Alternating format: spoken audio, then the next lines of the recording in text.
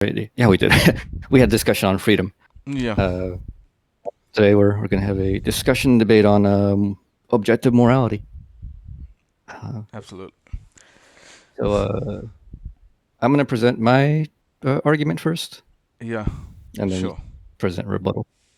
So here's the basics of my argument is this.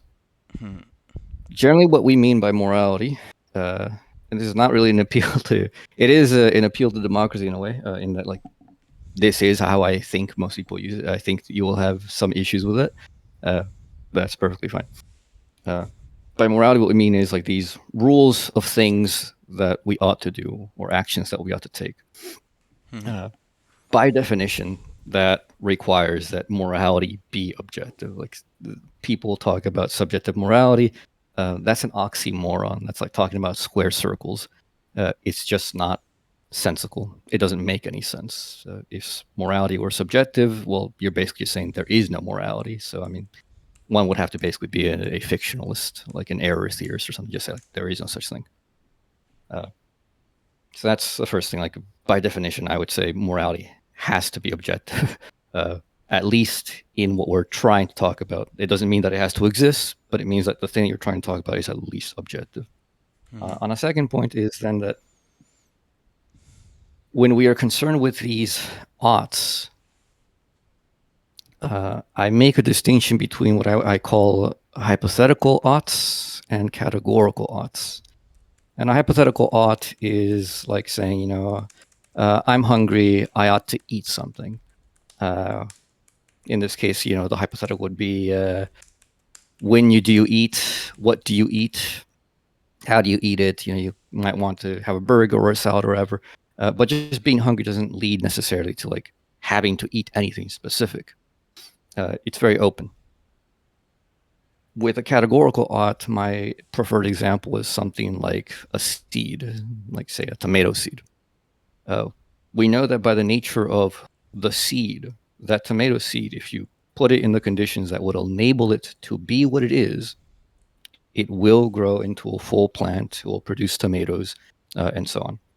Uh, this is part of what the seed is. When we say that the seed ought to grow into a tomato seed, I don't know, like in your language, if this kind of speaking happens as well, but it happens in English, it happens in Spanish, where people talk about oughts in an objective sense about like what things are. Like you have a fridge and you say, well, the fridge ought to work such a way. It ought to cool. And if it doesn't do that, well, like what's not doing what it should? It's not doing what it ought. And that's just based on the judgment of what the thing is. So I would say morality is actually like these categorical oughts. It has to do with what things are. Just like how a good hammer is good insofar as it actually functions as a hammer, it does the job that it's made to do, and it's not good if it's not. And obviously, those are not a hammer is not a moral object, nor a hammer being good or bad is a moral thing, but it is normative, and norms are definitely tied to the nature of morality. The distinction of the oughts of like these categorical oughts is that you can have statements of things that by their nature will and must happen if the nature is allowed to be engaged, like the seed. And when you say, well, the seed ought to turn into a plant, this is not some hypothetical of like, I hope it does or I would like it to. It's not a report of, my feelings or anything like that. It's a report of my acknowledgement that I know what this thing is. I know what it will develop into by its nature. And that if it doesn't, there's something wrong with this thing or there's something wrong with my judgment about what the thing is. So a further point on that is that the basis that we generally have for morality as we learn it is that we have an innate sense of pleasure. Pleasure is just an automatic goodness. You don't have to be taught this. Nobody has to tell you this. You don't have to have a word for it, but you can definitely feel pleasure towards things and you seek them out. And you also feel pain towards things and you get away from them, or you seek to destroy them or negate the situation in which pain is being caused. Uh, people who would reduce morality to statements of, preference of this kind, don't look upon what the role of pleasure and pain is. Like, we don't have pleasure and pain. We don't experience it haphazardly, willy-nilly. Uh, by our very nature, things that are good for us tend to uh, be pleasurable. And the goodness here concerns the unity of being. And that's another thing. Morality has as its measurement good, so the good. One of the things that you see in moral debates normally is that people never tell you what this good actually is and why it should matter. Sometimes people say, well, good is pleasure. Okay. But obviously, we don't actually believe that. Uh, Nobody does. There's plenty of times in which things are pleasurable and you know that they actually lead to bad consequences. So that really isn't the case. And we still judge certain things to be good despite the fact that they're not immediately pleasurable. So the main point of my argument there is that whatever people are talking about with goodness, it has to do with the unity and maintenance and furtherance of their being. So, insofar as I would say morality is objective, I would say that there are specific ways of living, specific ways of action in relationship to ourselves, which objectively lead to our flourishing, our maintained being physically, psychologically, rationally. And so, like, if you know something a little bit like you might know Kant, for example, there are duties to oneself. I would say, you have a duty to be healthy, you have a duty to learn and study and to learn, know the truth. Because without these things, you actually can come to great harm. Ignorance is very dangerous for people, personally and socially. And then you also have certain duties to other people, mainly based on the fact that you are a social creature. No ifs and or buts. Uh, People can be failures as human beings. That's something that's very much allowed in my worldview. So, some random person being a psychopath or, who doesn't care about other people is not a problem for my moral standpoint. Okay. But anyways, those were my core points, and you may respond. Sure. Thank you. So you started off by saying that morality is subjective is an oxymoron. That statement is an oxymoron. Uh, I can agree only if you're talking about objective morality. So objective morality is subjective. That's an oxymoron. I agree, but we can find out that morality is actually subjective. So when we're trying to discover whether morality is subjective or objective, we are trying to discover objective moralities. So we are trying to discover whether morality is actually objective, whether there are odds that we have to perform, and in that search for objective morality, uh, in that search for objective morality, when we are not able to find out objective morality, then we can say that that morality is an oxymoron because it doesn't exist. Yeah, obviously, according to me, objective morality doesn't exist. So that's an oxymoron. But it doesn't mean that subjective morality is an oxymoron because from what I think morality is subjective. And then you go on to say about hypothetical odds and categorical odds. Uh, and I agree that hypothetical odds exist, but I don't agree that categorical odds exist. I don't think that there are stance independent reasons for action or stance independent moral truths that exist in the universe in any way, natural or non natural. So, hypothetical odds exist means that if this is the case, then you have to do this. If this is your goal, then this is the way to achieve it, no matter what. This is the best way to achieve it, no matter what. So, but you can still choose whether or not to uh, abide by that hypothetical art. Like, if you found out a way to achieve this goal and you still don't have the motivation to do it, you still don't end up doing it. So at the end of the day, it depends on your subjective attitudes, preferences, desires, and interests to achieve that goal. In order to do a moral action, ultimately it depends on your desires, attitudes, and goals. If you don't have the desire, attitude, and goal to achieve that particular states of affairs, then you won't end up doing it, even if I grant or agree that there are stance independent moral truths out there, and you've grasped that and you comprehend what it is. But in order to achieve that, you gotta have the subjective attitudes and desires to motivate you towards that goal. And I don't think that uh, without that um, subjective desires and attitudes, you can achieve that goal.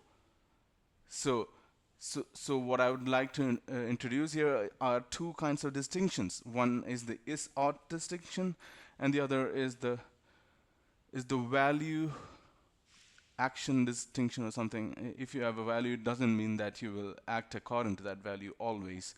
So, so the fact value distinction and the value ought. Uh, what was that? A fact ought distinction and the ought action distinction, if you know what I'm saying. So yeah, there are two kinds of barriers that we have to cross in order to reach objective morality, and I don't think that we cross even the first barrier.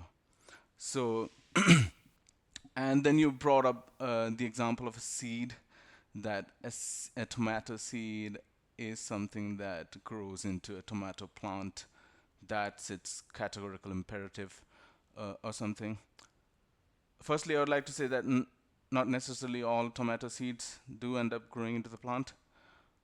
And that's just my way of giving you an example of the fact that not all human beings will end up doing the moral thing.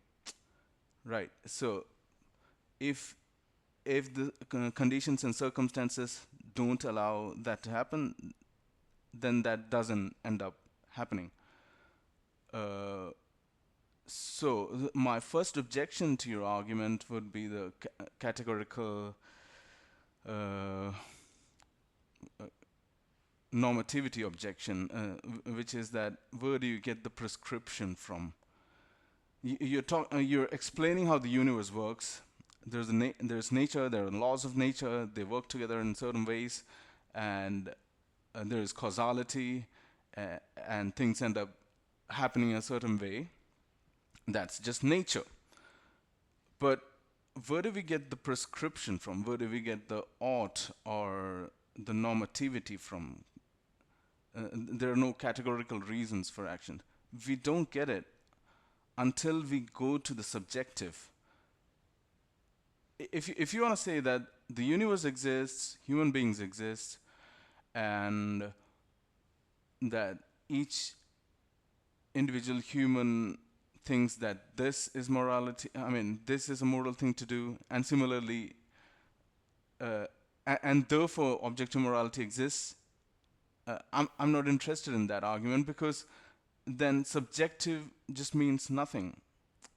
I agree that objectively human beings exist. I agree that human beings objectively follow a certain states of affairs or interactions with each other that they end up calling morality. So morality does exist. Human beings practice morality. But I'm just saying that ultimately it depends on subjective preferences and attitudes. So if you want to say that subjective doesn't exist, everything is objective, okay, I agree with that. But if you want to have a debate against a moral subjectivist, you're going to say that if you want to define objective this way and subjective this way, if you want to have a debate with a subjectivist, then you can't bring up that argument, which is saying that the universe exists, therefore objective morality exists. You say goodness is being. So I don't agree with that, because I can give you a lot of examples in which in which being is not good. For example, sometimes people would want to commit suicide, or or I don't know whether you're aware of antinatalists, ethilists, and extinctionists. They want the universe. So antinatalists want humanity, and in some ways, I mean, they don't want to procreate and create new human beings. Ethilists and extinctionists want that all of life, which is sentient, end, and the only way to achieve it is that the universe be destroyed. So once the universe gets destroyed, there's no suffering anymore. So their goal is to end suffering, and the only way to end suffering is to destroy the universe, because there is always a possibility of life emerging, and sentient life emerging, if the universe goes on forever. So their their solution to the whole problem of morality is the universe to end rather than it exists. So it's the complete opposite of what you're saying, that existence is good. And your naturalistic account of moral objectivism, I find it as I find a fallacy there, which you might be aware of, which is a naturalistic fallacy. Whatever East nature is good, I think that's a fallacy. That's a logical fallacy, uh, and we can always find out a lot of examples. Like, suppose, like rape is what uh, helped in the existence or proliferation of a species into the future, then that's good. We will have to end up biting a lot of bullets if existence is good. Uh, Rape is good, or maybe diseases are good, parasites, all kinds of microorganisms which create suffering, mm, diseases, disabilities, destruction, and earthquakes and tsunamis and all those things. We will have to accept that somehow that's good. Uh, so existence has both good and non-good, which is, I mean, existence has both good and bad. So I don't agree with that, and I hope the audience won't agree with that either. Uh, and then let me just quickly read through what else do you say. No. Mm,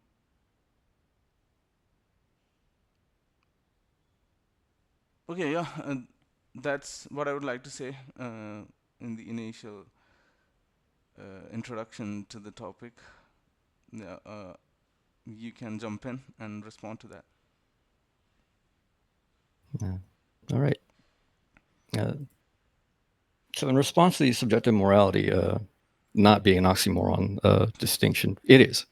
If you say that morality can be different for you and me, then you're basically saying there is no morality. That's just a fact of like how we use that word. There is no way in which you can make this. There's a morality for me. There's a morality for you. Morality is not a private affair. It's an objective affair. So if things are objective, there's a relationship in which you and I stand, or I stand to myself, which is not my fictitious opinion. There can be no subjective morality by definition. It's not the fact that I begin from objective morality. That's just what morality means. When people talk about subjective morality, that is by definition nonsensical. Uh, there's nothing much else to say about that. The fact that people use the word morality and indeed do say things like, "Oh, I think morality is subjective," they're just wrong. uh, just like somebody who might have a car and it's an electric car, and they might think, "Oh, well, I should put gas in my electric car." Well, you're going to ruin your car. You're just wrong. Uh, Okay. that's a concept distinction. Well, hold on. Let me respond to everything. All right. So then you disagree with the categorical odds existing. You mentioned stuff about stance independence. I prefer just objectivity. Objectivity here just means something that is an independent being on its own, regardless of any perceivers otherwise and their beliefs otherwise. The plant is, for example, an object insofar as you don't have to be around for the plant to be itself and to exist and do what it does. You don't have to know how it works. You don't have to go out and water it out in the wild. It has its own life cycle. It does its own thing. It is what it is, regardless of anything you do in relationship to it as far as your beliefs go. Obviously, you can trample on the plant or whatever, but that's just you objecting to its own existence. It's kind of irrelevant in that way. So the catechol oughts, you say that you doubt that they exist. Well, they do. We see them every day. Like nature, as plants and living beings, exist independent of any beliefs that you have. They are what they are, regardless of what you think. You might think a cat should breed with a cow. You're not going to get it to happen because that's not what the things are.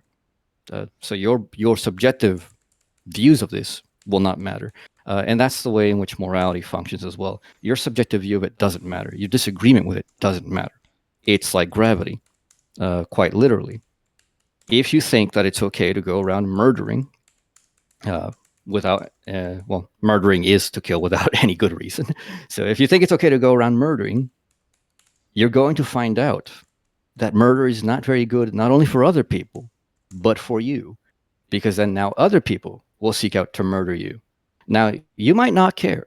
You might just be one of those weird, crazy people who likes chaos. You might be like the Joker. You might just find it funny and like, well, they finally got me. Okay, well. That just makes you a defective human being, in my view. It does not make morality defective. As a matter of fact, morality basically is going to get you. You go around killing people, people are going to kill you.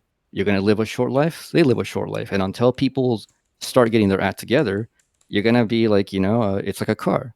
You're going to keep screwing it up because you think, like, oh, this thing is the thing to do, and it's not actually how it works. You're messing with a mechanism that you're ignorant of, or that you're being willfully ignorant of, perhaps. And all you're going to do is constantly break it. And it's not going to work until people finally get their act together and realize this is not how it works. We can't really do this. So obviously we can't have a society run by murderers and all these other things.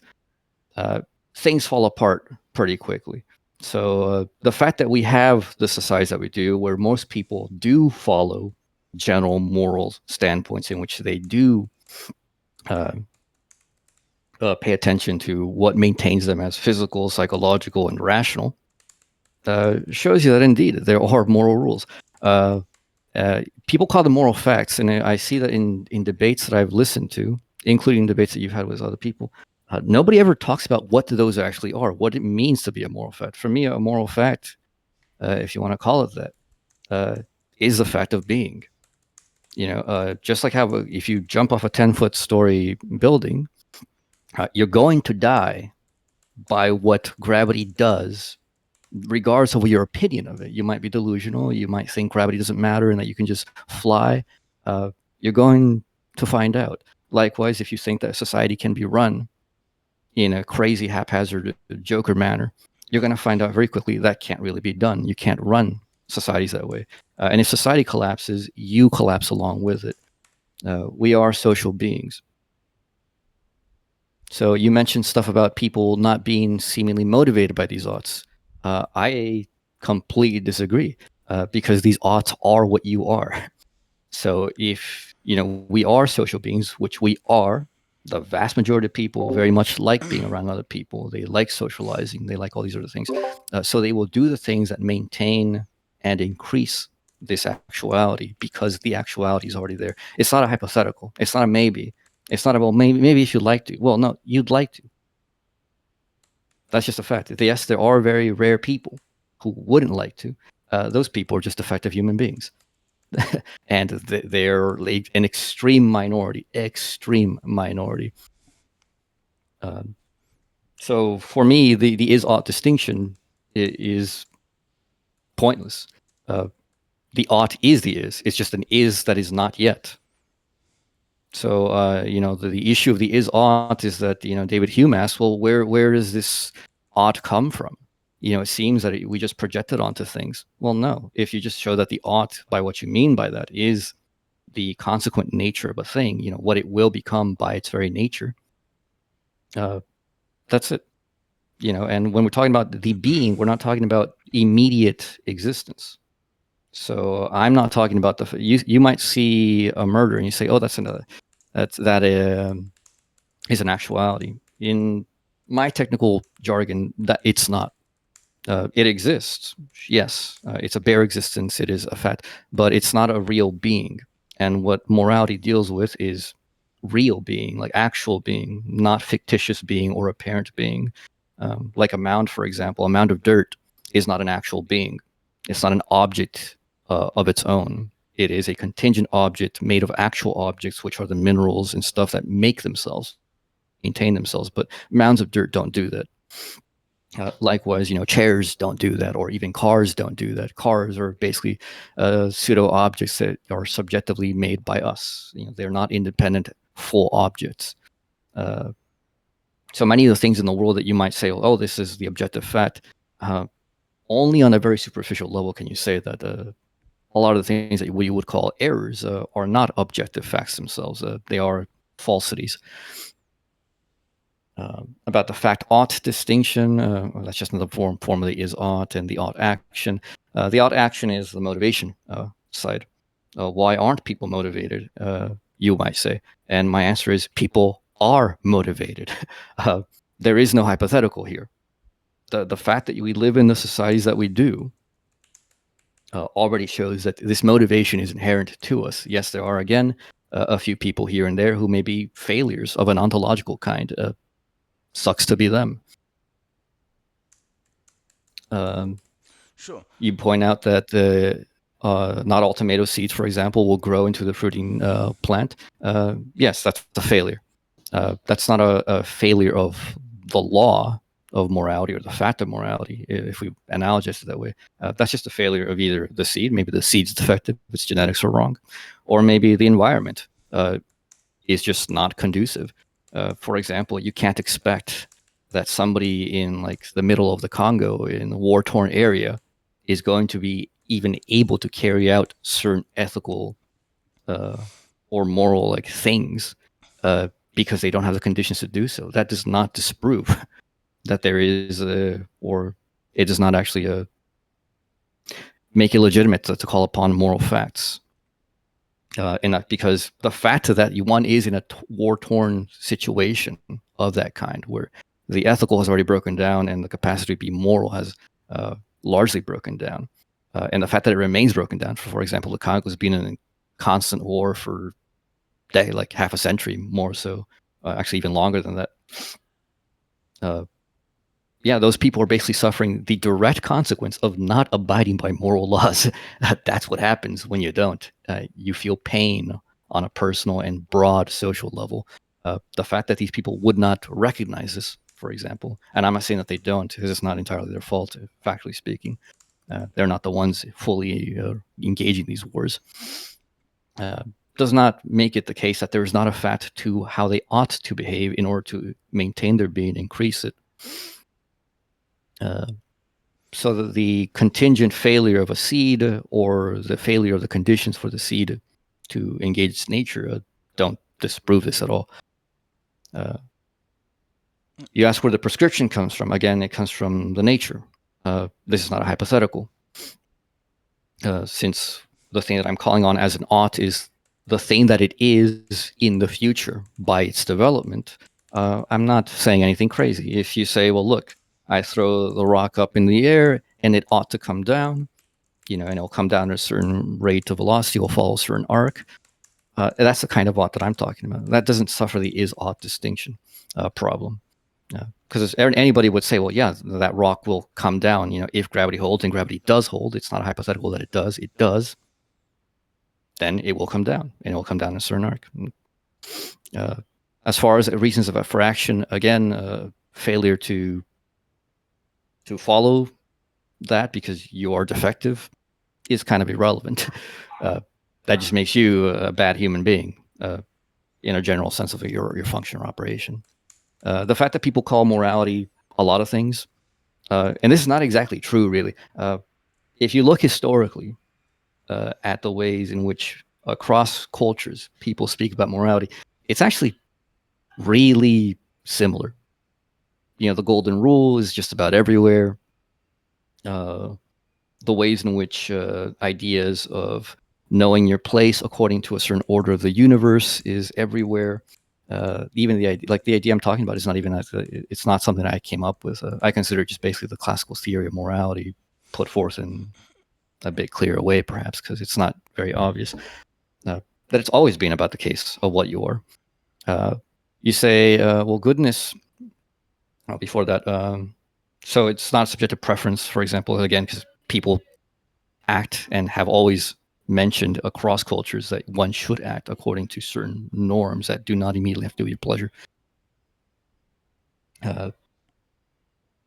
We can eschew the definition subjective versus objective. I already dealt with that. Naturalistic fallacy, again, since I don't consider immediate existence to be the fact of what things are, to be their real being, that doesn't matter to me. So, cancer does not count as being for me. Cancer is a failure of being. It's an error. It's a falsity, if you want to put it in ontological terms. Lying, for example, is a falsity as well, if you put it in ontological terms.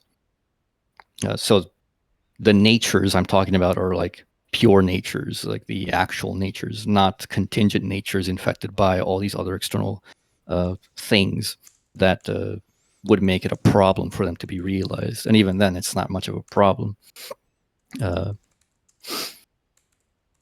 Like, for example, regarding where does the prescription come from? How do you know that a tomato seed ought to grow into a tomato plant? One, it does.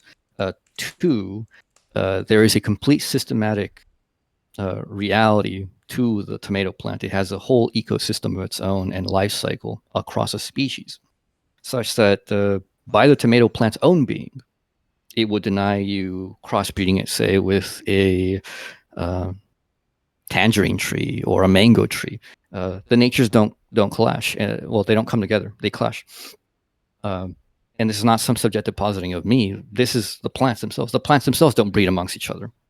You trying to do so by your subjective whim would not change this. So that's where the ought comes from. That's the impetus. It's the nature of the thing.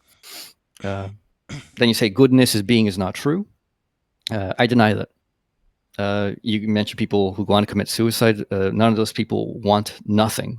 What they are running away from is pain, because pain is the lived experience of some non-being of yours.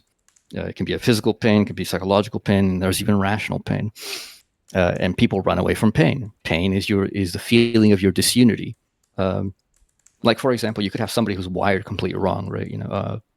That what destroys them is what gives them pleasure. Well, what you would see is that person kills himself, and they're dead. You're not. I'm not. The vast majority of the world is not, because we're not screwed up. We're not designed faultily. So things that destroy them, well, would do exactly that. They'd be destroyed. And things that don't destroy them obviously would keep on being, and they would keep on living in this world. And it's living and the existence that actually determine anything. So those who would destroy themselves take themselves out of the game of reality. It doesn't matter what it is that they thought or think or do. And even then, they're not seeking non-being. They're seeking reprieve from non-being. They don't see any other way out. And it's not that non-being itself is good.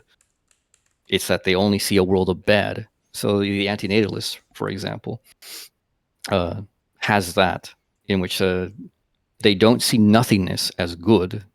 They just see existence as bad because of the factor of suffering.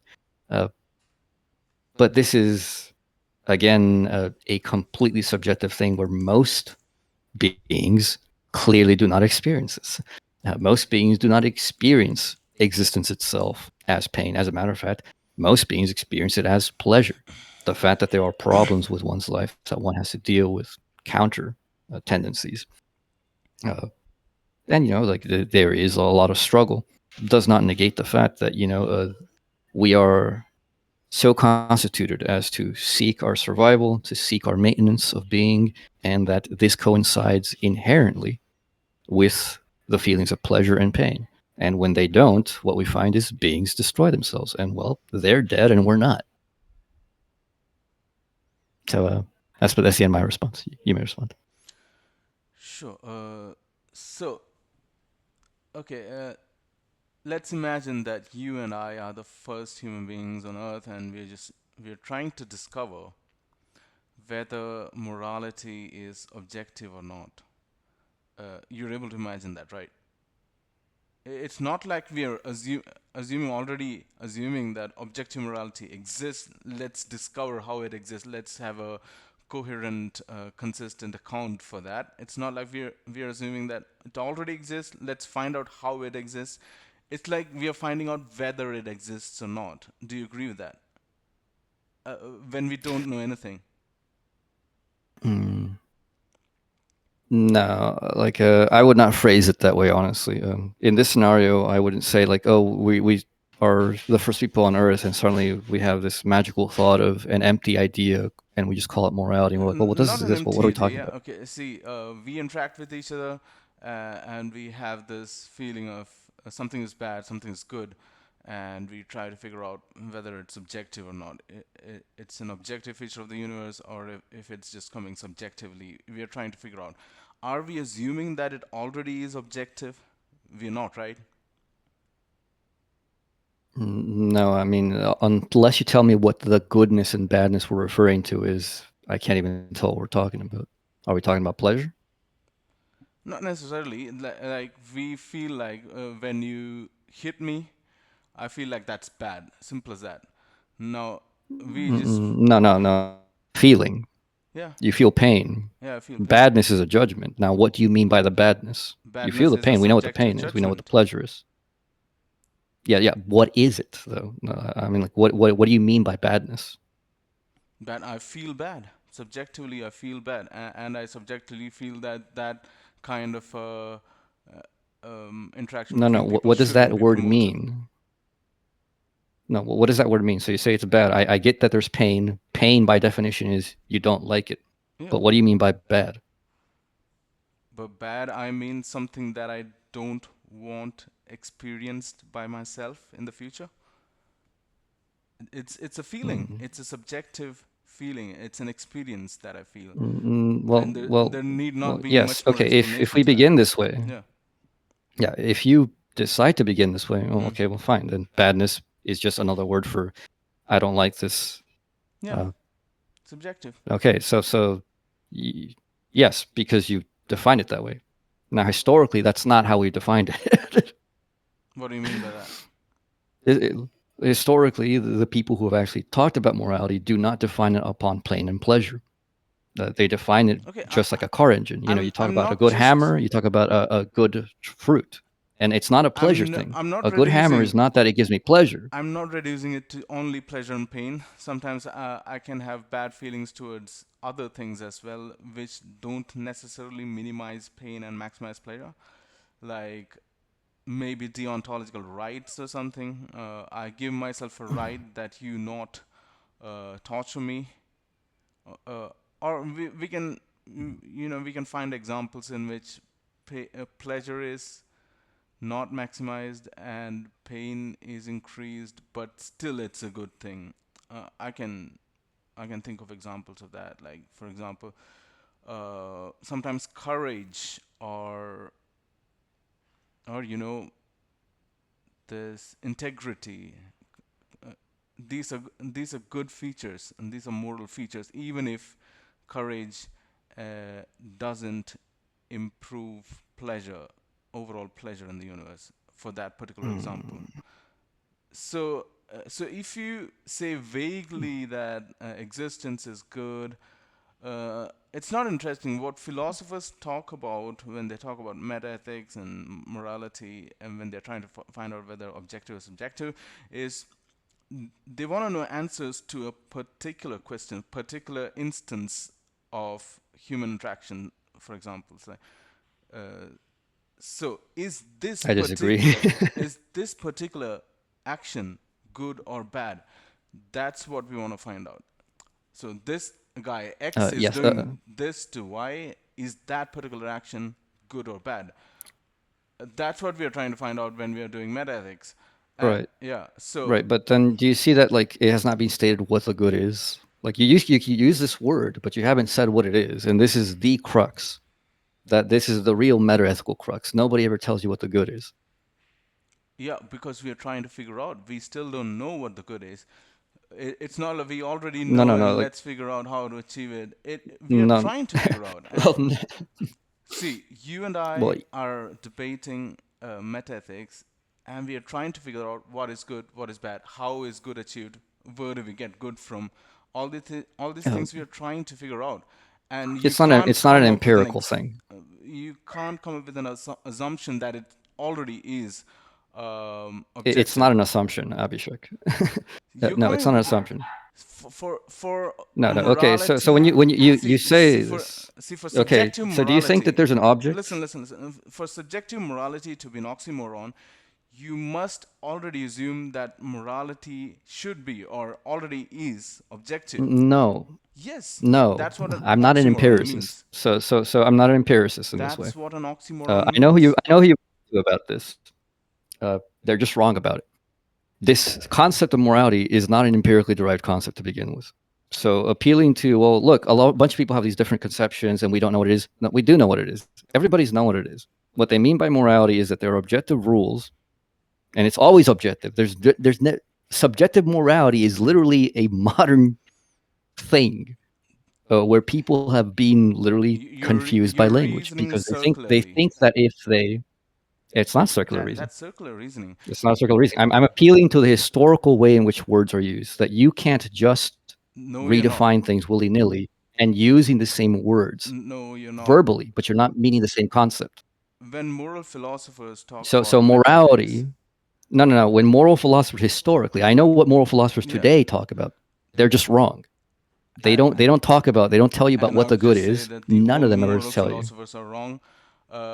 Right now, today's 21st, 20th, 19th generation, 19th century moral philosophers, when they talk about metaethics, uh, they are trying to find out whether there are stance independent reasons for action or stance independent Yes, moral facts. what based on what? Based on what? They'd have to define what the good is. Now, who defines what the good is? And the good is also a part of Be, finding that out. no. What you have to tell me what it is first. You're gonna say, look, we need to measure the distance from here to the moon. Okay, are we using inches? Are we using meters, centimeters, millimeters, astronomical units? What are we using? See, we try to What find is the out measure? whether morality is uh, or what is good. We're trying to find out what is good, and we're not able to find out, and we end up with the Uh, conclusion we do that find out. goodness is subjective. We're not able to find out an No, I mean, objective goodness, and that's why Abhishek, what is the good? goodness is Abhishek, what is the subjective. good? That is all. That is all that is required to answer this question. What is the good? You're assuming objective morality there when you're asking what is the No, I'm good. not assuming there. I'm just asking what is the good. For me, it's I can only talk subjectively, because I'm a subjectivist. I'll say good is so I'm a threshold deontologist. I'll say for many of the questions, I would say utilitarianism is the answer. So for some of them, it's deontology. So yeah, that's what pleasure So maximization, pain minimization for many of the yeah. So questions. what is the rule though? So how do you choose between any of these? What is the rule? That's my preference. That's my subjective preference. Simple as Okay, that. so if your preference is that you'd like to drink like antifreeze, do Hmm. you think that's good? Uh, yeah, for me it's good subjectively. No, not for you. It's good. You might experience it as good. Like I gave you the example. You might be somebody who is a failed human being, and your brain might be wired wrong. You might experience things that are destructive as pleasurable. All that's going to do is Abhishek will kill himself because he's wired wrong, and the rest of the people who aren't wired wrong, they'll continue living, and You're they'll look at Abhishek like, circularly "Gee, reasoning and assuming that it's not that circular what reasoning." is wired wrong, what is Abhishek, wired right. You're already assuming that. no, Abhishek, it's not an assumption. I survive, you die. Who continues? Who gets to determine what happens in Who the world? cares who You're continues? dead. Why do you assume that Well, okay, goodness again, has to it's do not with about existence? caring. It's Yeah, not about caring. yeah. It's not I, about I don't caring. care. See, you're assuming that existence, no, goodness is about existence. But I don't think so. For most of the Well, questions, maybe it is. why? Why? Okay, I'll tell you. Why I'll tell is you. it? See, for Okay, go ahead. most of the questions, the answer would be existence. If you break that down, it helps. If you think about it, like existence, like pleasure and existence are not too untied with each other. They're kind of tied with each other, but for some of the fringe questions, the answer wouldn't necessarily be existence. Like I said, What like kind of free questions? I'll tell you. Give an example. So take for example a soldier who kills himself. Deont he has deonting impulses, and he just sacrifices himself for the good. Suppose it doesn't. That is existence. No, he's just killing himself. Suppose it No, doesn't. no, no, no, no. No, Let me wait. explain why. No, wait. So, Let me just even complete. in my, I Let think me in the complete. article that Let I me sent you, complete I this thought even experiment. addressed that. Let me complete this thought Okay, fine, experiment. fine. So the soldier kills himself, and suppose that there is no increase or decrease in utility, but we would still say that that's a good thing to do. All right. So there's nothing. So he's actually dying there, and existence is not promoted here. But I still It think is. that's a good thing. No, see, I No, told it is you, I promoted. told you, Uh, there's no utility increase or decrease there. no, again, I'm not a Existence, utilitarian. My appeal will not be no, toward utility. My appeal whatever is not it towards is, utility. whatever it is, existence is not promoted. No, it is promoted. Existence is not promoted or even It honored. is promoted. I don't Okay, think so. it is. It is promoted. So again, you seem to think that the human being is reducible to this atom. They're not. The human being is a social being. You know, so a person dying on the battlefield for honor, even if their death ends up being, just an empty number that even didn't affect anything, uh, for this person, their aim is not non-being. Their aim is the being because they see themselves as part of this greater whole. They see the continuance of their own self in this greater whole, even if their conscious self is gone. This is like the whole idea of legacies, blah blah blah. This is why we have history. This is why we remember people. You don't die in a technical sense, at least in the Western view. We don't see people as dying immediately with their bodies. You keep going on. So, when this person dies for honor, what are they dying for? They're dying for what they consider their true being. You know, I gave it, I think the article that I linked you of mine, I even addressed that, where, somebody say like, even dies for honor. They're not dying to save the country or anything. Say like you're a Chinese or Japanese warlord, you kill yourself because you're out of shame, because it's more honorable to kill yourself than let your enemy kill you. I can just add on to the That hypothetical, person does it. I can add on Yeah, yeah. more That things to the person is doing hypothetical. it. See, It doesn't matter. so Like just the imagine, point is that in the example. Well, no, imagine, hold on. So yeah, my point is, hold on, just let me finish. So my point of that is that the person is not making non-being their end, uh, and it is itself a pleasure to die heroically. It is itself a pleasure to die honorably. you will have to And prove people that who do this, empirically. I don't have to There's prove no it. I pleasure don't have to involved prove there. that. You're irrational to What are you say that. talking about? Yes, there is. See, you're It is irrational to literally a say. rational pleasure. It is literally a rational pleasure. It is irrational. Pleasure does First of not all, mean physical pleasure. realization of pleasure is not happening there, and the belief that it will is It also is a irrational. pleasure. Not really, not People at all. literally want to have heroic deaths. It is Yeah, historically. I mean, you're but just historically and the factually wrong on that. realization of pleasure is not happening. They're dying. It is happening. Not only that That they're is literally dying, the, they the, the won't have the pleasure of pleasure it. that they think they will have. All right. So, like I said, No, they have I the can pleasure add in to the the act. hypothetical. I can add to suppose that the world is such that this guy dies, and as somehow as a consequence of that, that whole country is going to be destroyed. How's that then improving existence? And he knows this. He knows that the whole country will die, but he still wants to honor courage, and he sacrifices himself and doesn't mind the whole country dying.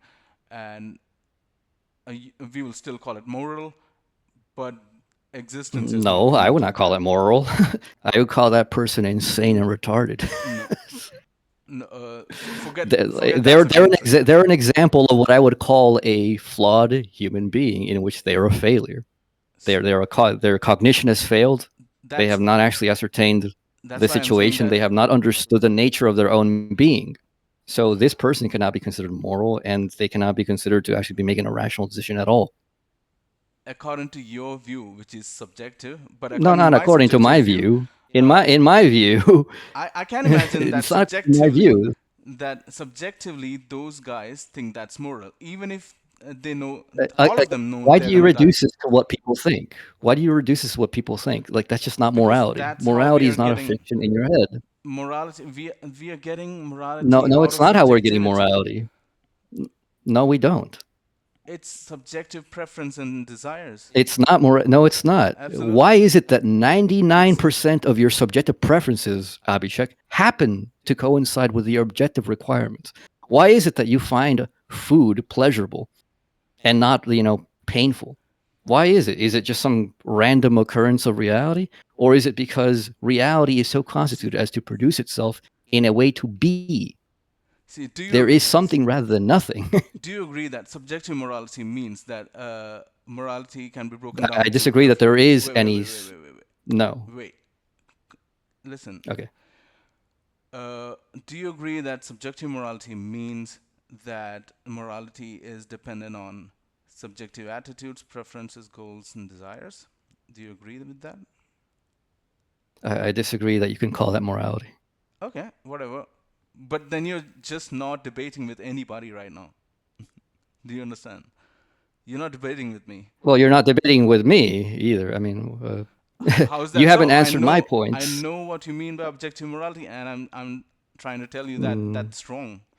You're not debating with me no, you because haven't. you have no concept of subjective morality. You're just not willing to assume the interlocutor's position and try to debate. Why would I assume You're your position when you're your position is but, square but by circles? assuming by assuming I mean at least acknowledge his position and then debate. You are assuming that I your do position is acknowledge your true position. already. I have answered.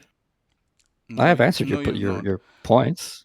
I No, you have. have not. We cannot. Again, when we speak about morality, we speak about norms of actions towards the good. You have not told me what the good is.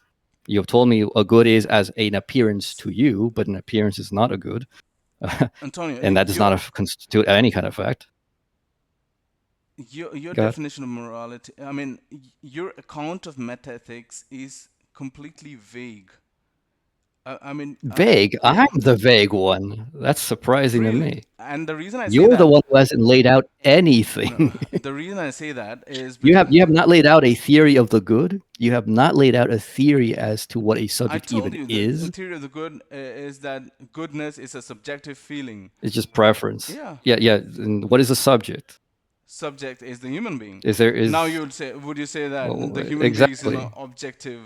No, no, not the human being. Yeah, human being is an But yes, oh good. object Yeah. independent of people's Yeah, desires. it is an object. So Yeah, I agree. there is an actual way that subjects are. Human beings exist objectively. That we are not even debating right now. We are agreeing with each other. Right, right. Yeah. So then when we talk about actions and actions that you ought to take, why do you think your own objectivity would be irrelevant to you? Like, wouldn't you consider it clearly idiotic and irrational for you to rationally know I need food and then you don't feel like eating food? And like obviously this Ration. happens. People get depressed. People get depressed. Hmm. But Now you'd depression say they comes are and goes defective. sometimes, right? So you deciding, well, I just don't feel like eating food. I'm just gonna let myself die. Are you being rational or irrational? Are you letting a little moment of bad stuff in your life overtake everything? All rationality depends on desires. It depends on what your desire is. If you want to die, then you're rational to do things that aid your dying. If you don't want to die, then you're rational. Why is it limited to you? Why is it limited to you? Don't you think about your Okay, family? Don't you think about uh, the society you live in? Don't you think about the other things that you do in your life? People don't think just about themselves. yeah, most of them don't, but some of them do, and that's all Yes, coming those people are subjective. failures. You can No, those call people it are whatever you failures. Like, want. why do you think that they break the rule? You can call Well, them whatever you want, But I'm just saying that evolutionarily, people who promote existence uh, exist because that's what promotes existence. Do you understand what I'm Well, saying? that's because that's what existence is. Yeah, Existence that's exists. just Does it exist to existence. not That's exist? natural fact. That's an explanation of the That, universe. But that still doesn't tell me what I should that's do not an and shouldn't do. explanation.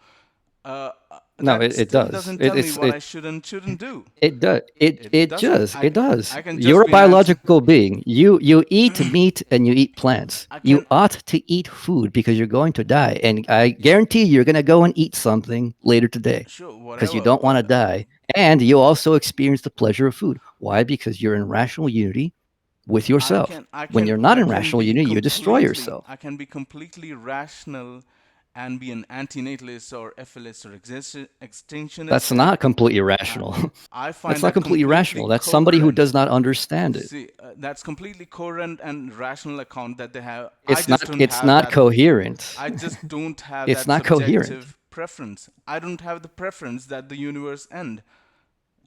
I, I disagree with them. No, I because you're find that not absurd. irrational. But they're not irrational. They're They completely are rational. irrational. Okay, Not at all. irrationality has nothing to do with you. Irrationality has to do with the totality of the world you are a part of. You are not some magical being from some other reality in this reality where this reality has nothing to do with you. When you are at odds with reality, you are irrational.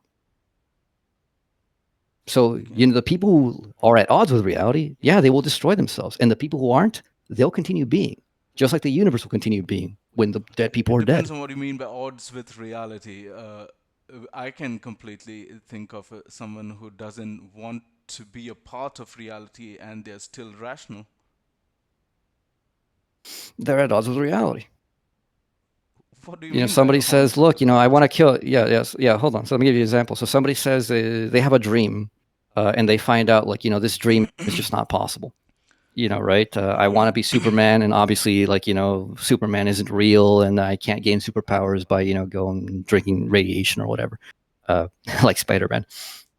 And this person goes, like, oh man, my life goals are over. I just can't do it. Might as well just kill myself because, like, I can't do what I want in this reality. Hmm. That person is at odds with reality. They're irrational. It's not the reality is irrational. They're irrational. They don't come into unity with reality. So they fall apart. They destroy themselves. So the Superman thing, he says that it's not possible to be to live in a Superman kind of a world. So I'm killing myself. Uh, I don't Mm-hmm. find that irrational at all because if they have the desire to not live in a world which is not Superman-y, they are rational in killing themselves.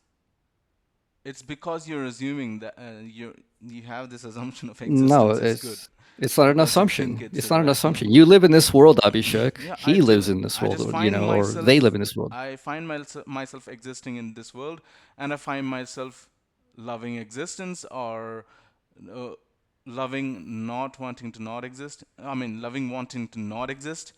I do, but some of them might not, and it's all coming Yeah, subjectively. That's all I'm saying. and the fact that you're in this world means that you're part of the rationality of this world. When you are Whoa, subjectively what broken does that off mean? from it, Part of the the rationality of rationality of the this world. world, What does that yeah, mean? rationality, it just means that things come into a relationship, that they are in a determinate relationship, that there are, and this determinate relationship is not based on your fictitious beliefs. Just like again, if you're wired wrong, what happens is you will be destroyed, not the world. You will be destroyed because you're the irrational one, not the world.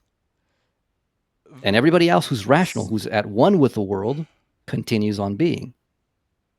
You're begging the question in wired That's wrong. not begging the question.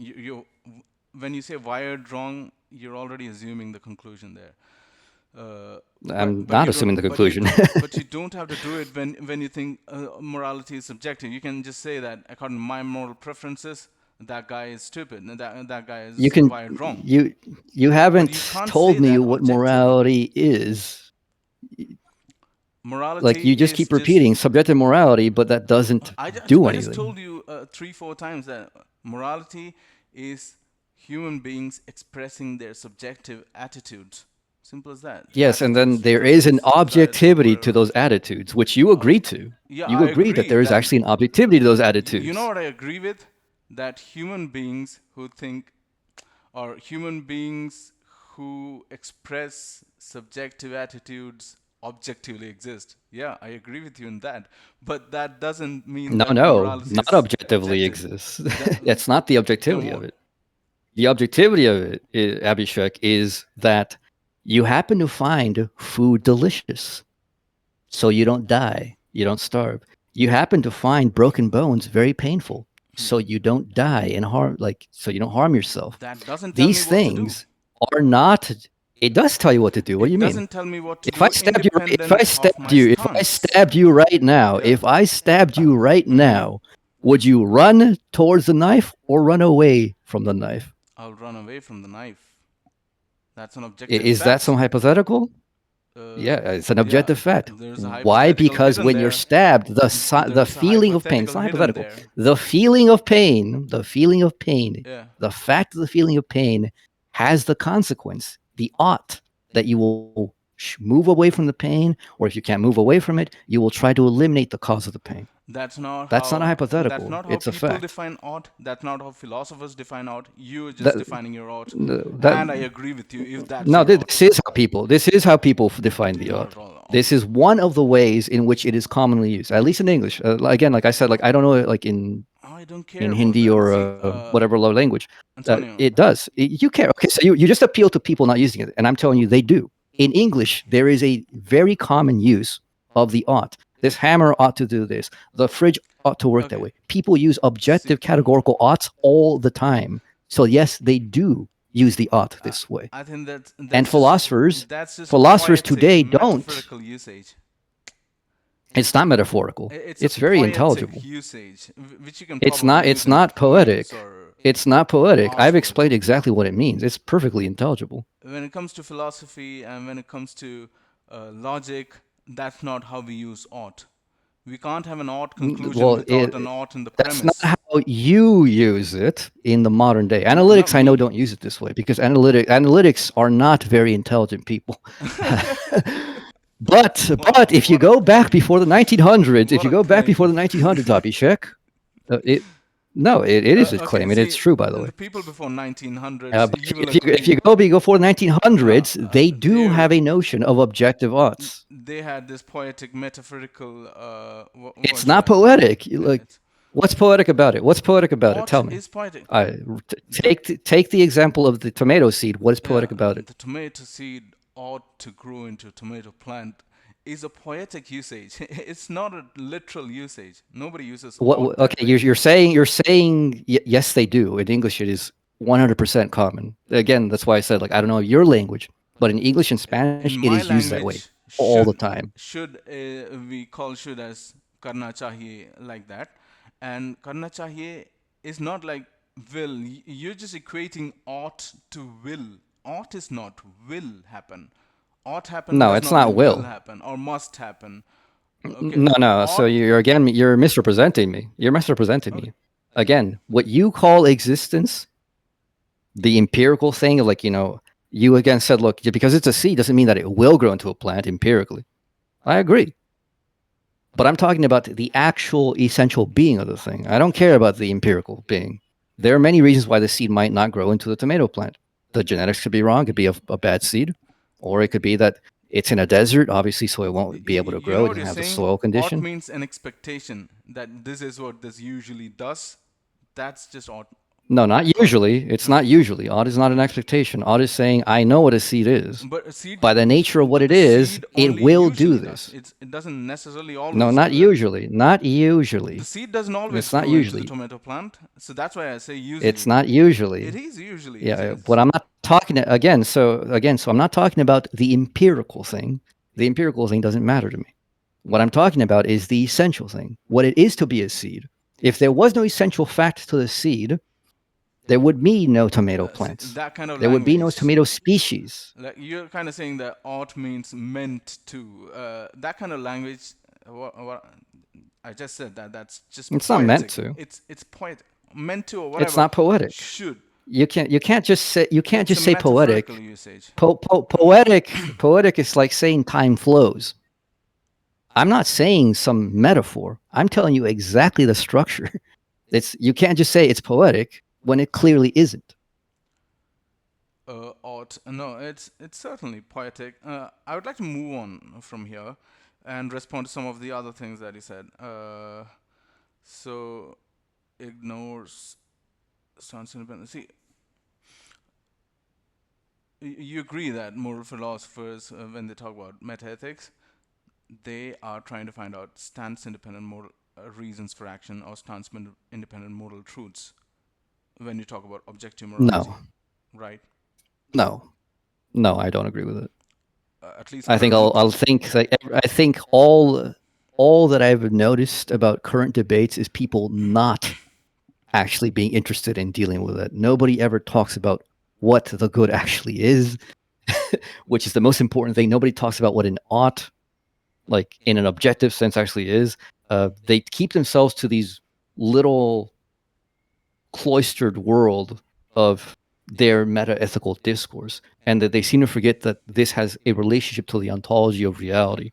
I just And spoke with an you. ontologically ungrounded I meta-ethics is spoke with you completely irrelevant. on what good is, and I just ultimately concluded that it's subjective.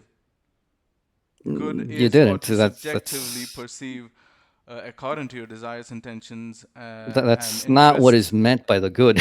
That's not what is meant by the good. So Right?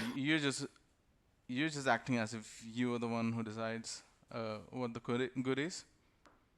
no, it's not what the one I decides. Again, like if you have a car that's electric car, and you for some reason erroneously think that it should run on gasoline, you're like, well, I'd like for it to run on gasoline, or you're delusional. You put gasoline in it, that car will break. That's not a hypothetical. Yeah. So what? So when you talk about good things, I'm not talking about hypothetical things. And if you're talking about hypothetical things, we're just not talking about the same thing. And I mean, we haven't been talking about the same thing truly this entire time. And so, just because we use the same word, morality, doesn't mean that we're talking about the same thing, obviously. And I'm just saying that my usage of the word really coincides a lot better with the common usage of the word, at least in English and Spanish, the languages that I know. Which word? Which word are you talking about? Hello. Would? Yeah. Which word are you talking No, about? I said, no, I wasn't talking about would. That as far as like the word morality goes, my usage of it actually coincides far better with the standard common usage and intentions Do you have in English empirical and evidence Spanish. for I don't that? know about your language. Do you have empirical evidence for that? Uh, Do you have any data that supports that? yes, all the people that I talked to in my life. That's not data to me. You'll have to show empirical That evidence. is data. That's not. That is data. I mean, look, you can No. talk to any Why American. should I believe You can you? talk to any American. Hmm. Uh, you Oh, don't have to believe me, I but don't it's have to not. It's believe not a you. matter of belief. I It's will the believe fact you that I if can you. talk to other people.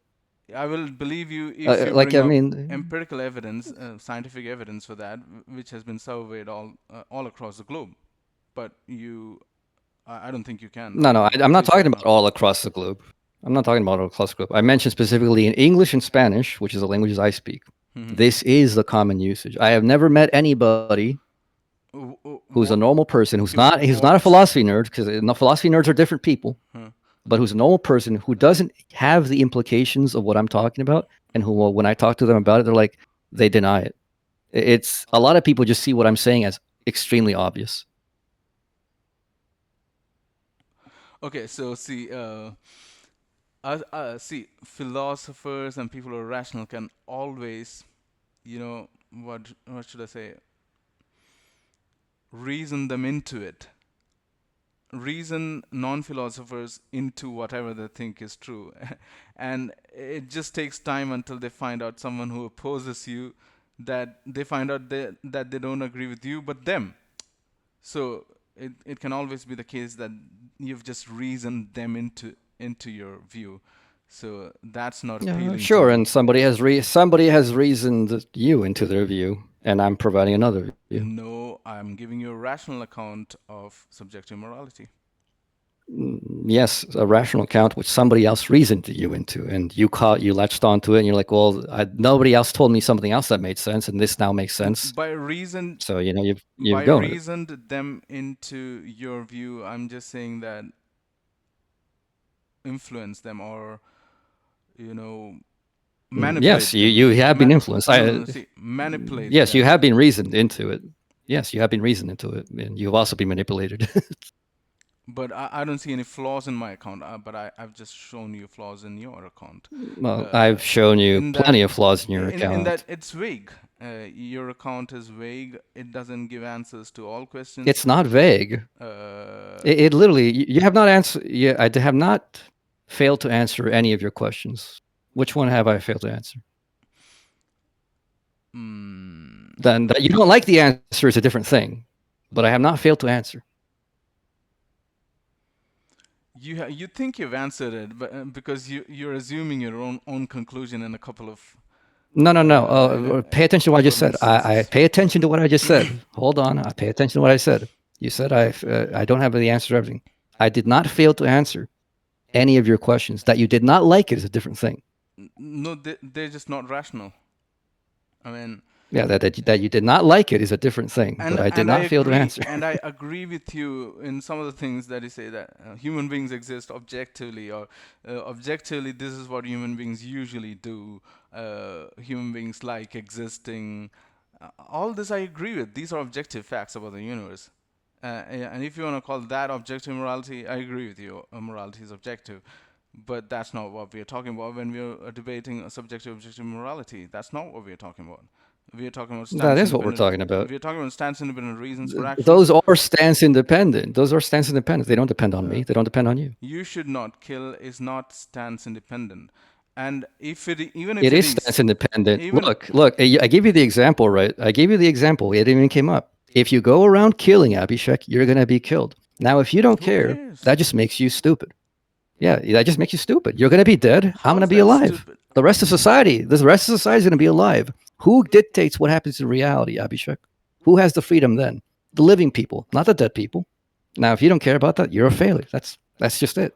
In my view, there are failures. The failures do not counteract and do not falsify the successes. It's that simple. Yeah, in my view also, some of them are failures, but that's just a subjective view, bro. It's not a subjective view. It's You're coming- dead, it's I'm coming alive. subjective. It's that easy. It's that easy. You're dead, I'm alive. And you think that being alive is a good thing. That's subjectively coming. No, it's not. It's not that I think being alive is a good No, thing. most of the people think, but some of them might not. I'm No, just saying. no. Again, you'll see. You always appeal to the sum. The sum. Nobody cares. Okay. Even if all people thought. Even if all people I bring thought up. that being dead was better. Hold on. Antonio. Even if all people thought it was Mhm. good to be dead, Yeah. Abhishek, that just makes humanity an absolute failure of a species. And guess what? The species that aren't stupid like us, that aren't wired wrong, they'll continue on living. They will take over the universe, and we'll be dead. And nobody cares about humanity because humanity doesn't matter. Yeah, who cares if that's the case? That still doesn't give me a morality account or metaethical account. I don't. It is what we are. It is what we are. When we talk about metaethics, So what does it do? What has to do with what you care? I don't care if humanity ends. I care subjectively when it comes to normative ethics, but that you. Why would you care? Hold on. Why would you care? What rational account would make you care? I just told you that's my subjective preference. Simple as that. No. I'm not asking that. I'm just saying, what rational account would make you care? Make me care about metaethics. You will have to bring up some kind of non-naturalist account for morality, in which you're saying that you have reasons for action independent of desires, but most of the non-naturalist accounts are unintelligible for me. I just don't understand. It's just incomprehensible.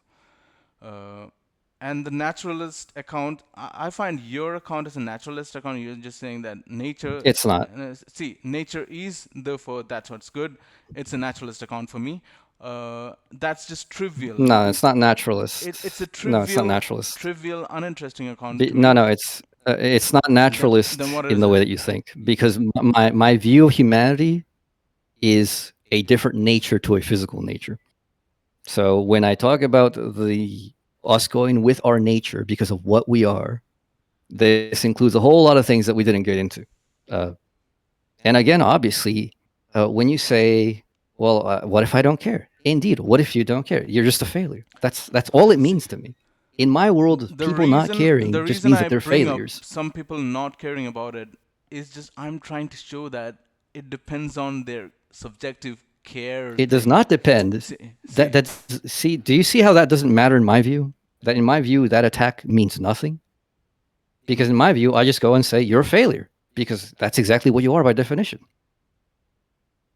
you're just saying that It doesn't matter. subjectively. It doesn't matter if 99. No, it's not subjectively. It's not a I'm fact saying of the universe. objectively, it See, is a fact. it is not Abhishek, a fact Abhishek, of if the you don't care universe that about we have to survival, exist. Abhishek, Hmm. if you don't care about survival Huh. as a species, you're going to be dead. That's a fact. Okay. That's a Whatever. fact. Okay. What do you So mean it's what? not a fact of the universe? So what I'm I talking about agree with are that. facts. I It's agree you with who that. talks about See, things that aren't facts. see, So why are you saying that it's not a Antonio, fact? I agree that if I don't care about existence, I will die, and maybe the humanity also dies. I agree, and that's also an objective fact. But that's not moral. That doesn't mean morality is objective. Do you know what I'm saying? That is morality. Okay, No. Abhishek, if you don't know that gravity exists, it doesn't matter that you don't care that gravity exists. You will suffer the Yeah. consequences. That's literally all this means. When we talk about actual normative rules of a fact, that's all that it is. Why do you think that it has anything to do with you caring? You can go ahead and not care about gravity. Go ahead, jump off a skyscraper. You'll die. That's you being a failure. You weren't smart. You weren't intelligent. You didn't care about your being, and now you're dead. That's Fa- it. failure You is suffered the also consequence of being a failure. You failure. suffered the consequence of being a Failure is failure. If also a subjective judgment you're making there. it's not subjective. It's not You, subjective. you You're just don't dead. realize The it. other people are alive. No, from where does the judgment come from? From nothing You or from something? something, Yes, an you are something. objective Right. something. So then you cannot say then that these are two things that are just happenstance kind of equal. They're not. The judgment is coming from the side of being, not the side of non-being. Yeah, it Always. is. So what? I mean, how does it So debate then with a you can't subjectivist? you cannot pretend See, that these how's perspectives that are even debating with a equal. subjectivist? You're not debating with a subjectivist then. You're just saying human beings exist, their preferences also objectively exist, therefore morality is objective. That's what you're saying? No, Preferences. obviously, I gave you a whole. I gave you the whole account of preferences. It's not just preferences. I gave you that there is an objective role for preferences, and that it's not some coincidence of chance that it just so happens that almost all your preferences happen to align with your being. So I'll tell you what the And chance is. you See, don't think that this is very I will important. tell That you is what the literally stands chance is. independence. The chance is that evolutionarily, luckily, it's the case that most people that exist want to promote existence. That's just the luck factor about That's it. not a chance. And that's a chance. That's not a chance, and it's not luck. It is No, if you absolutely appeal luck. to evolution, it's very simple. It's not Hmm. even chance. The chance is 100%. Those Yeah. that have a unity of their faculties of pleasure and pain and intellectual pursuits with being will be the only ones to survive. Those that do not will be all dead. I don't 100%. disagree with you on that. And this world is clearly not a dead world. This world is a living world. I don't disagree with you on that. So But then your attack lands on nothing. It's not an I'm attack. my attack just lands on saying that you're just not acknowledging what subjectivity of morality means. It just means that it comes from preferences, attitudes, desires, and intentions. Yes, and what are those preferences? When you account for what they are, Uh, Abhishek, you uh, cannot help but See, pay if you want to attention say that to. those humans from whom those preferences come objectively exist, and therefore morality is objective, I agree with you that morality is objective. But that's not what I care about when I'm debating That metaethics. that is not what I have argued this entire time. Now have I? That's a misrepresentation. I mean, you know it. You're just saying that existence I have shown you that the fact of existence is existence the has to be promoted. being, maintenance. Uh, No, it's being, maintenance, and expansion or growth. yeah. All those things are aspects of what it is to be. Not just a human being, not just a biological being, but any being. Even an atom follows these rules. And let them follow the rules. Because if it You're didn't, it talking would. about Yeah. you're Then only talking about laws of so nature so there. when yes, and when we get to the human beings, the human being has their own form of these rules, but they are all these rules. So then, when you present it as me saying that this is some happenstance subjective preference, well, you know, human beings who like to be alive and should be alive. That's not what I'm saying, and you know it. I have a complete ontological account of this. If that's the case, it's just trivial. I call it trivial. You're just saying It's not trivial. It is not trivial. It is not trivial. this is what we call trivial in philosophy. You are explaining nothing. I mean, No, it is not trivial. not- It is not trivial. you- I can give you a whole account metaphysically that is like hundreds of pages long as to why this is. You cannot call it trivial. it is trivial.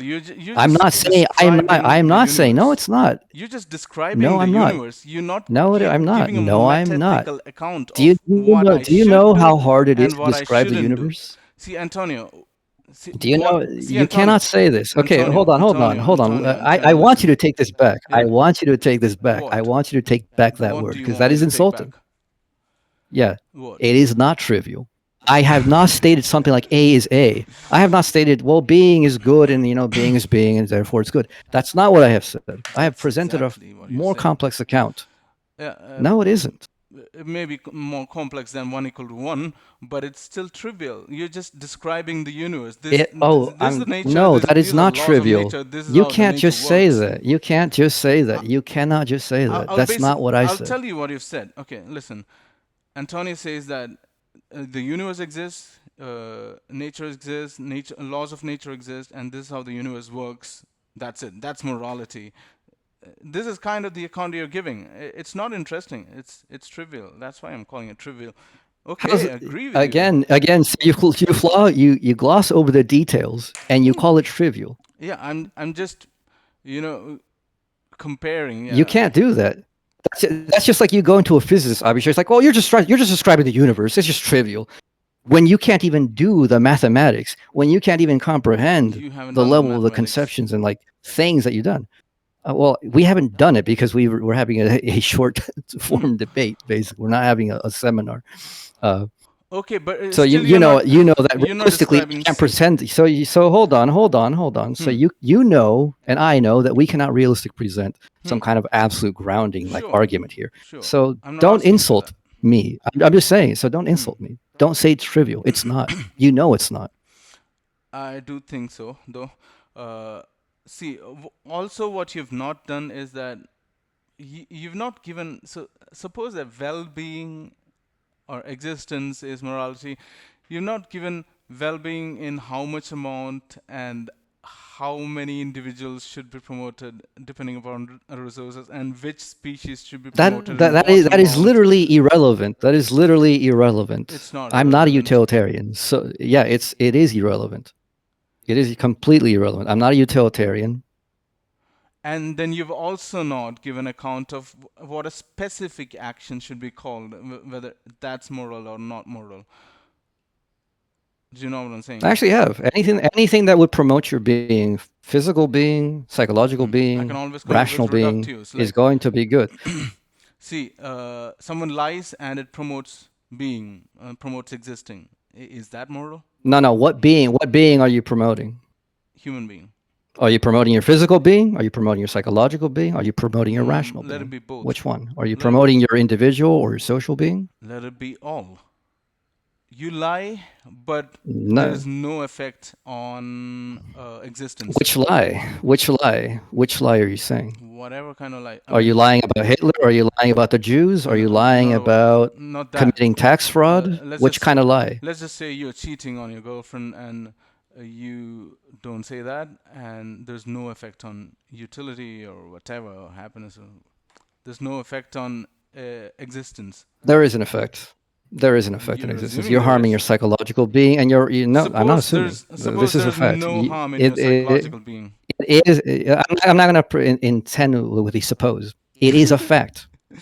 You are harming your psychological being. I can imagine logically You're such a not person cheating. existing. You're not. You're hold on. You're when you're cheating with somebody, you're clearly not being completely rational. If you don't like somebody, don't be with them.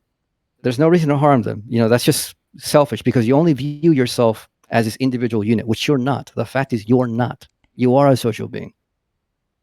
Now, you can also, again, you can be a failure. You can be a psychopath. That's not a problem for me. That just shows that you're a failure. So what? Okay, anyway, let me just respond to a few more points that you said. Like, Uh, you want to say something? Actually, would you want to? Does anybody in the crowd want to ask some questions? Because I Wait, had somebody ask if bro, they could. I'm running short of time, so I'll have to leave early. I'm sorry about that. I have to go to the office. God damn it. uh, so let me respond. So you said that, see, you know about the Abraham story, him trying to kill his son when God tells him to, right? Yeah, that's not going to count for me. Okay, you're just saying that. What's your response to that? I'm not a command theorist. I'm not a Mhm. command theorist. Okay. Okay, sure. So what I'm basically trying to say that the motivation comes subjectively. It's internally coming. And for me, motivations don't matter. Okay, so you're saying that it doesn't oughts don't matter in the Yeah, definition that I'm using it. no. In motivation does not matter to an ought. An ought is an objective fact about what you do and how things are. Suppose ought Your motivations just make you failures or successes. That's it. from my definition, not yours. Suppose consider ought from my definition and not yours. What's your response now? I don't care. Why would I consider from your position? Like you're wrong. All right. That's just telling me, Abhishek, you're saying consider that squares are circles. They're not. So why would I care? Whoa, that's not comparable. See, you can certainly It is imagine. comparable. Listen. Hold on. Subjective morality is an oxymoron of like square I'm not talking circles. about It's that. just that way. I'm talking about ought. You can imagine ought having the definition that I'm using. You can't compare it with round circles, okay? No. Round squares. I I'm actually sorry. can't. I can't imagine. I can certainly accept that you string a set of words together that you place some kind of meaning on, which are meaningless in fact. And then you said that golden rule is exists overall in all cultures, and that's kind of an evidence for objective morality. But I'll just say that it's subjectively obtained. That's why we are here. Golden Mm, rule exists. That's why we are here and proliferating as a species without any. I mean, yeah, failures are here and there, but well. How else would you get it other than subjectively? Obviously, you're a subject knowing the world. yeah, If the world is rationally organized, and you are a being rationally organized to be rational, you would obviously also apprehend subjectively the rational organization of objectivity as well as subjectivity. Why wouldn't you get it subjectively? yeah, you can You say that. yourself are the very thing that you're seeking. You can say that golden rule is rational. Yeah, I agree that people are somewhat rational and mostly irrational, or whatever it is. I don't know the exact proportion of that, but yeah, uh, people are rational and rational with respect to their desires, and that's why they're here. Yes, and it so happens to be that their rational desires and their actual desires seem to align very much with their psychological being, physical being, and rational being. Yeah, I agree. But that's ultimately Yeah, coming from and if we weren't that kind of being, it's not ultimately subjective. The fact is, if we weren't that kind of being, we'd be dead. that's what I'm saying, that it's trivial. That's not trivial. I mean, again, like you use that word as a dismissal, it seems to me, but just saying it doesn't make it so. No, I'll tell you why I use that word. See, in metaethics and moral philosophy, philosophers want such an account, which is not trivial.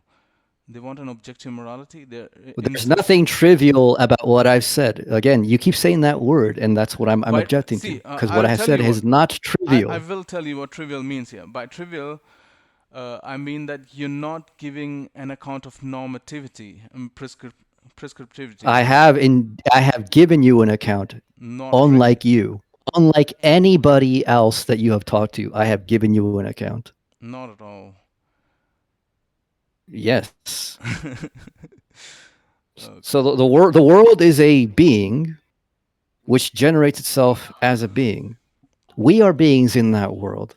By the nature of what it is to be, obviously we're skipping a gazillion steps.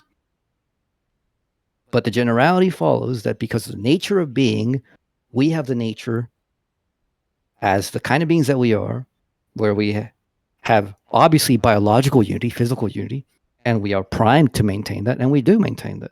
We are primed to maintain psychological unity. We want to be happy, and we don't want to be, sad or in pain. And we also strive for, some of us, very rare, I know, but we try to have rational unity, which is we also have a desire for rationality. We want to be right. We want to be correct. You We just want to know said the it there. truth. Desire for rationality. That is what I'm saying is Well, of subjective. course, that See, I agree with that does everything that not you've said reduce in the to last what you 1 just minute said. or something.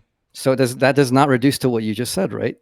It does. Because what I'm saying is that this desire for rationality, these desires are tied to what it is to be, not just to be human, but to be at all. It's not trivial. Okay, if you don't want to call it trivial, fine. And I agree with everything you just said. But it's not you've not given me a satisfactory account when it comes What to would be a philosophy. satisfactory account? See, How could you say that anything would be satisfactory that's not ontological? your kind of ontological morality, objective morality that you're giving, I kind of relate it to naturalistic accounts of morality, and none of them can be non-trivial. Most of them, or all of them, are trivial. Okay, Actually. again, you keep saying that word, but you haven't said what's actually trivially about it. And when you presented it, I'll you tell you. misrepresented me. No, see, you're saying that the universe exists, existence is good, but you haven't given me a reason for that. No, that's not what I said. That is not what I said. Usually, this is what The structure this of it, the category of people. structure. Okay, well, I'm not a category of people. I'm Antonio Wolf. You're talking to Antonio Wolf. You've been talking to him for like an hour.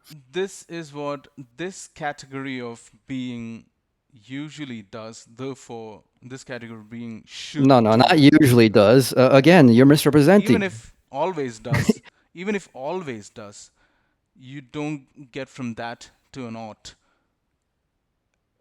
Again, the way I use the ought, I already explained to you. Again. So hold on. When I use the ought, I explained to you what it was. You can't deny it. That you don't like the word usage is kind of irrelevant to me. If you know what I mean, you know what I mean. And if we're disputing that you don't like my word usage, just the same thing way that I don't like your word usage about trivial. If that's the case, then there's not much disagreement between you and me. So we can maybe end this on a positive note. Do you know what I'm saying? Yeah, I don't disagree with you in many of the things that you said, but when it comes to metaethics, that's not. But I disagree with you. Okay, what do you disagree? It is a satisfactory. Everything. You're wrong about morality. Like there is no subjective morality. It's an oxymoron. That's just a fact. You using that word is just wrong. I don't care that analytics use it that way. With everything, I mean, we debated free will, and at the end, you only have to say that you're just wrong. You're just wrong. And it's the same that you're saying right now. No, it wasn't just you just wrong. I explained to you exactly why you were wrong. I've also explained to you exactly why you were wrong here. You haven't. I have. You have not shown how it can't. I have. Yeah, you haven't I changed. have. Not at all. Again, I have. So yes, I have. so, so we're just not going to agree on that. And I'm not here to convince you. I mean, that's kind of irrelevant to me. No, But I was here I to wish I expose a could. position, and I put it forward. I wish I could. And I'm also open for you to convince me. I'm not like I'm uh, closed. I'm not closed-minded to not change my Uh, mind with evidence or reason. So I wish you could have changed uh, me, but you haven't. You couldn't. I'm not. I don't think that's Mm, true, Abhishek. what do you mean by? Uh, you're not actually open-minded, and it's not a you problem. This is generally If the see, case with listen, most Antonio, philosophy. Hold on. See, if I wasn't open-minded, I wouldn't have converted to a moral anti-realist. I was a moral realist, and there have been my whole life is a collection of such stuff. Like I've always changed my Uh, positions with evidence and reason, that and that that that's has one thing you nothing to just do can't with accuse being me of. open-minded. You can't accuse No, me no, no. of that. That has nothing to do with being open-minded, Abhishek. It has to. People who are closed-minded Huh. also change their opinions. They remain closed-minded, and it's not a you problem. This is a problem with the way that people think. Oh. And we talked about it before with the free will thing, where I told you, look, what I'm presenting to you comes from a standpoint in which there's a radical demand which almost nobody meets, and it's a very strong demand. It's a demand for an absolute grounding of reason itself. And until you have that, you're not really open-minded. Uh, I wasn't open-minded until I got to that, because you always have these assumptions in the background. You always think that you know what you're actually talking about, Dude, when in reality you really don't. see, I like you, but you're arrogant as fuck, you know? I like you, I like talking to you, bro. Ah, But I just don't yeah, agree with you. I get it. This is not what I expect from philosophers. I mean, you're too arrogant. Oh well, you haven't read The Good Guys. All the good guys are arrogant as fuck. All right, I have time, perhaps, if I don't die. Anyway, nice talking to you, You mate. should read Hegel. Yeah, I'll Yeah, yeah. eventually, maybe. Yeah, nice talking to you, bro. All right, man. For more conversations ahead, I would like to talk to you about God and stuff in the future, if you're interested. Yeah. Let's set up on that. We can talk Yeah, about God next time. yeah, sure. All Take right. care, See you, buddy. man. See you.